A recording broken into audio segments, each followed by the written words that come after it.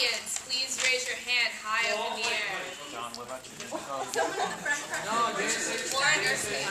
How much time is it for, Okay, so, excuse me.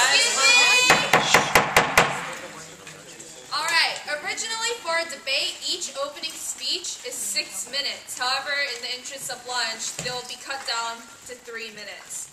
So, for the timekeeper, which is Warren Ursley, he's in the front row seat. Basically, the hand signals are this.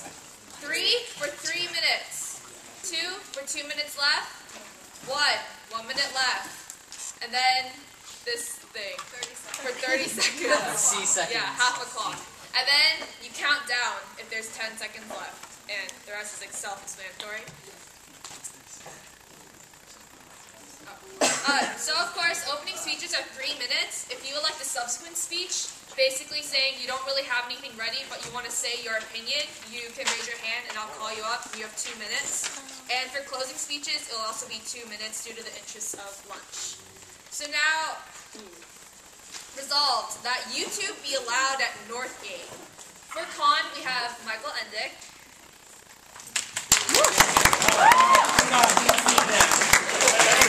Oh, so dashing. And for pro, we have Micaela.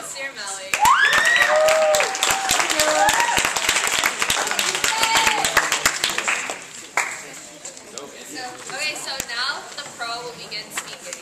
Please instruct the speaker. Alright, first let's establish some basic ground rules for this resolution. Essentially at Northgate today, the rules of YouTube are, it's blocked completely. If you go on a computer at the school and you look up YouTube, it won't let you go on at all to search anything.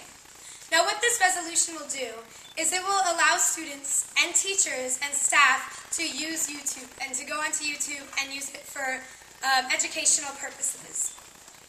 Essentially the things that won't be allowed is students will not be allowed to look up videos that are not educational.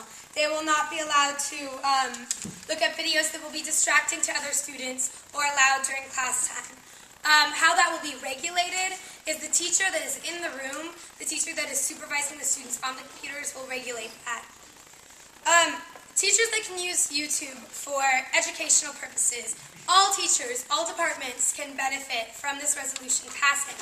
English and history teachers can look up speeches on YouTube, they can look up relevant movie clips and have discussions about them. Art classes can watch how-to videos for things that they haven't learned yet. Students can look them up and learn something new if the teacher is working with a different student. Science classes can watch Bill Nye the Science Guy. Foreign language can watch Spanish soap operas and videos de cultura, and I don't know how to say that in French, and Mandarin and German. We can watch videos about traveling to different countries, all sorts of foreign language videos. JSA, we can benefit from this resolution.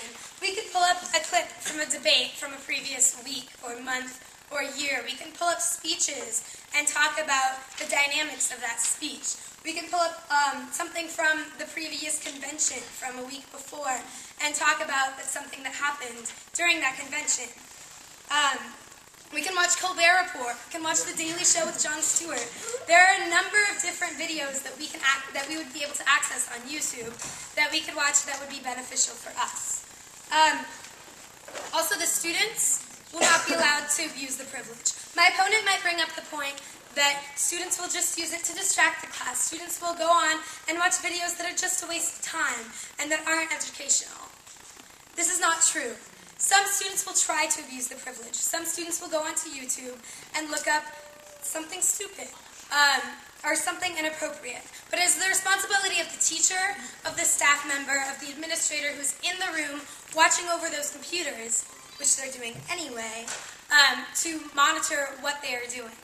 If you're sitting in an art class and the student next to you is on YouTube watching something stupid or distracting you, and the teacher isn't catching it, that's the teacher's fault, not the fault of this resolution.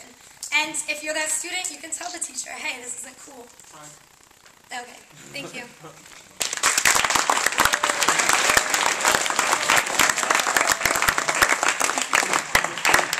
Now we will move on to the con speaker. Hello, everybody. Now, I realize that the bulk of the resolution on my side of the argument, as it appears in the debate brief, is about YouTube as a distraction, at least as far as students using it. However, after I wrote this, I found out about a useful website called TeacherTube. It allows teachers to create accounts and move videos from YouTube's onto their profiles. They can then access TeacherTube through schools and show videos during class time. This is a perfectly convenient solution. It's worldwide. Thousands of teachers use it every day. It's very successful. I checked it out. It seemed like a pretty good deal to me. So it seems like that we can ban these inappropriate, unnecessary videos for students, and at the same time allows teachers to show whatever videos they want during class, or perhaps during JSA if that appeals to everybody, and not clog up the internet usage with unnecessary wastes of time. And as far as unnecessary waste of time is concerned, my argument pretty much speaks for itself.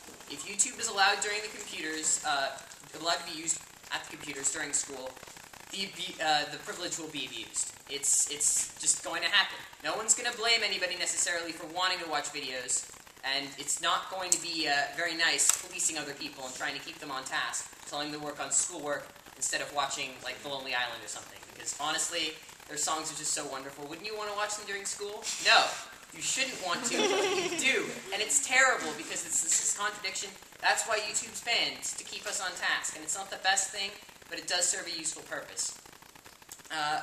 Furthermore, as much as I love the Colbert Report, I would much rather watch it at the comfort of my own home than at Northgate's computers, which have slow internet, terrible monitors, subpar sound.